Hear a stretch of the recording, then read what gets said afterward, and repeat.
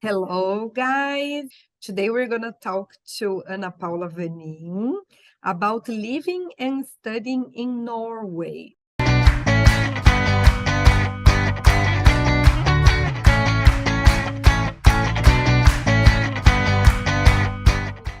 Ana, good evening. Welcome to Link Idiomas, our event Link Talks. And we're going to discuss this big adventure you had in Norway.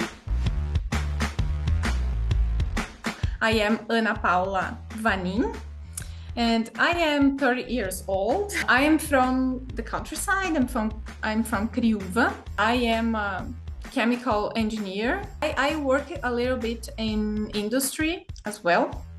And then I started a master degree and then a PhD degree. Nowadays, I am a researcher. I work in the same university that I did my graduation. Ana, I'm very curious about something, okay? Can you explain to people what you do, okay? What kind of product or research you are developing? Well, mainly I work with gels. I am developing a gel with a kind of mushroom biopolymer. It's a polymer from a kind of mushroom. I extract this polymer from this mushroom. So I'm working currently in biotechnology. So I extract this biopolymer from this mushroom, and basically I make gels with this biopolymer. And these gels are applied for wound healing applications. It's for medicine. Healing. For medicine. Yeah, it's for medicine. It's for biomedical applications mainly. And part of this work, to do part of this work, I went to Norway, to a research group in Norway. First of all, why Norway? Why Norway, Ana? Yeah, it's not a common destination for us Brazilians, but I have found a research group. I was searching for some research group to apply to go abroad to do this internship. And then I found this research group in Norway. And then I contact the principal investigator there. And basically he has accepted me. And then I went there with my mushroom biopolymer to develop some kind of nice things there. Probably in this field of research and science, English is the language. Am I right? Yes, totally right. English is the main language. You can actually, English is the mandatory language, because we researchers, the best research are published in English. So we read, we write, and we speak, and we listen English. English is the official language for researchers. The university environment, it's very international. So English there, it's a very, very common language. So I had no problems and I had no issues at all talking English there. But did you have to learn Norwegian, or just with English that was okay?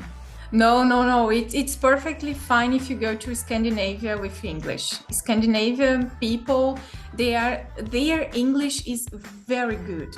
It's very, very good, because they start to learn English when they was born. Ana, and you talking about Scandinavia. So what are the three countries? Are there three countries that made Scandinavia? Norway, that was your country. And what are the others? There are Norway, Sweden, which is Suecia in Portuguese, and Denmark, which is Dinamarca. So many people, they say, oh, my dream is to go to Norway and see that. This picture, guys, this photo, Ana took this photo, okay? It's not something that I got on the internet. So Ana, can you tell us a little bit about this beautiful image? These are the Northern Lights. And as they call them, they prefer to call them aurora. And we say in Portuguese, aurora boreal. Yeah. Yes, they call it aurora or the northern lights, and they are beautiful. And this photo I took in my first weekend in Norway. I was very Oh very my lucky. God, so lucky. Yes, I was in Trondheim. It's in the center of the country, more in the center of the country, and it's a fjord town. So it's near the sea. It's the third town in Norway, I think. It's the third larger town in Norway. You can see here, you can see like this green top is the cathedral. I think you here. can see the Here. yes, Yeah. yes. This is the cathedral. It's a Gothic cathedral. So it's very, very beautiful. And this is the sea. This water is the sea. And basically the town is like that. The university is near to this cathedral, but it's not shown in this picture, I think no. But yeah, this is the city. The city are not very populate, you know, so they are a little bit Few more people, yeah. small. It's a kind of university town. Yeah, more. Yes. It's more for students and things like that. And this was your university? Yes. This is the facade of the department when I was working. It was the physics department, and I was working in biophysics department. Can you tell us a little bit about your classmates? Yes, actually, it was a very, very international environment. They have scholarships for students from other countries. Yeah. This is the word I was looking for. Yeah, scholarships. Yeah, they have many scholarships, and for people from abroad, and they like to receive people from abroad. And I was the only Brazilian in my research group there. It's not very common.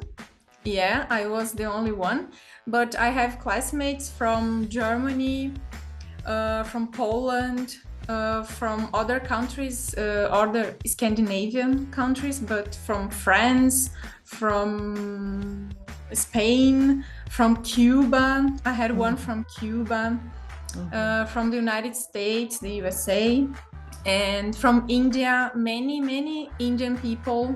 It was the perfect place to practice my speaking. Where is this, Anna? This is the old town in the city center of Trondheim, where I was living in. All the houses in Norway are built from wood because of the thermal comfort. So you will not see like besides the buildings, but you will not see houses made by concrete like we have here. It's very common this here in Brazil, but in Norway it's a wood. I asked them why the colors, because when you go to Norway you will see the same colors in their houses. True. Like this red, yellow, green, light green, gray, black ones, and it was related to the families, to the clans. To the clans. Interesting, Anna. Yes. Nowadays they don't do this anymore. They just pick the color. But in the old days, it was because of the clans, the families. So, Anna, can you tell them how was living there and listening to English in so many different accents? And it's perfectly normal that we feel like shy when we go abroad, especially for us here in Brazil, that we don't practice a lot in our daily lives. They speak English like every day. It's common for them because they have a very international environment. For us, it's not very common to do. So, but for example, I had a classmate from Cuba, and for me, the Spanish accent is very, very hard to catch. And the Norwegian accent, for example, they have a very good English, but they make some mistakes with the W. because yeah, of their language. And sometimes they meant we, but they say we. And what about the professors? Are the professors all Norwegian, or there were professors from other countries as well? No, I had two supervisors there, and one of them was Norwegian, Bjorn, and the other woman was from Portugal, Rita. Oh, nice, Rita. Yeah, so I could practice a little bit Portuguese with her, but not that much because I was trying to improve my speaking. So for them, it's a little bit unpolite that you speak some language that no one can understand. Was difficult for you to find friends there? Because, well, I know that the British are reserved.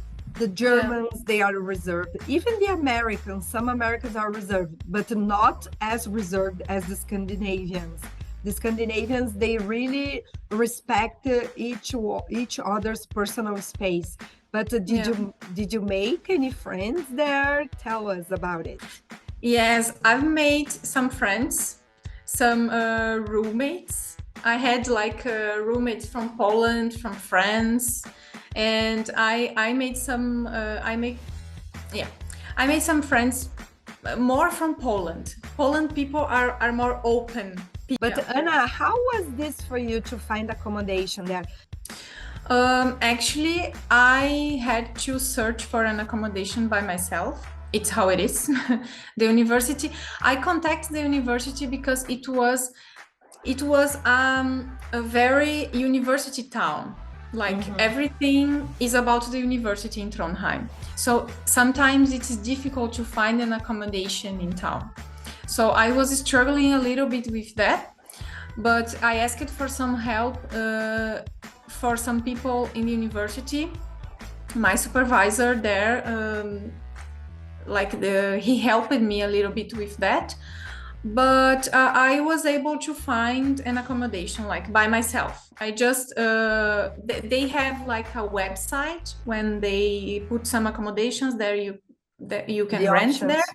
Yeah, the options. And then I contacted the landlord, and I had to pay like 1 month in advance. It's very common, very, very common for them.